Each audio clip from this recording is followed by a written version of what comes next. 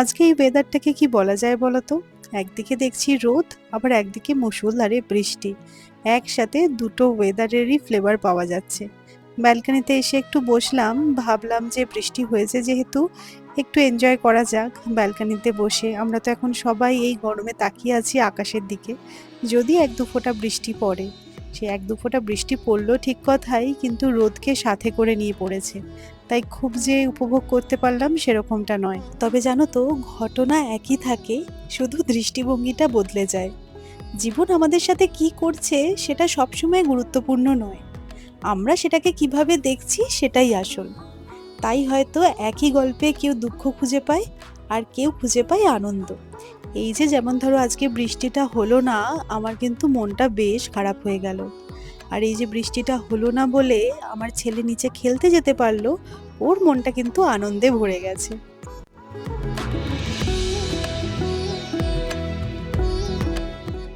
আজকে বাড়িতে অনেক দিন পর সৌরভের রিকোয়েস্টে চিলি চিকেন বানানো হচ্ছে।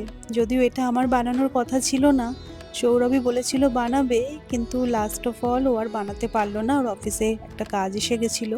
তাই ওর রেসিপি ফলো করে আমিই বানাচ্ছি। সৌরভ চিলি ফিশ বা চিলি চিকেন কিন্তু দারুণ বানায়, আর আমাদের বাড়িতে যখনই এই টাইপের কোনো আইটেম হয়, সেটা সবসময় দায়িত্বে থাকে সৌরভ। আমি যখন বিয়ের পর প্রথম সৌরভের হাতের চিলি চিকেন খেয়েছিলাম, আমি তো পুরো ইমপ্রেস হয়ে গেছিলাম যে এত ভালো চিলি চিকেন বাড়িতে বানানো যায়।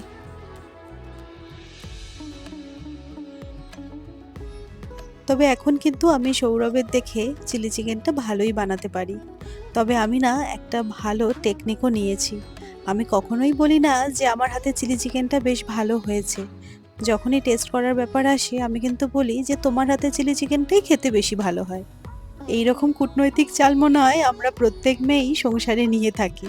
তবে না, আজকে একদম অন ক্যামেরাই বলছি, আমার হাতে চিলি চিকেনটাও কিন্তু খেতে বেশ ভালো হয়েছিল।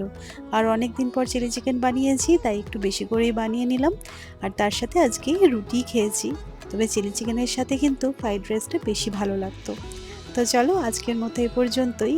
নেক্সট আবার একটা শর্টসে দেখা হচ্ছে। টাটা।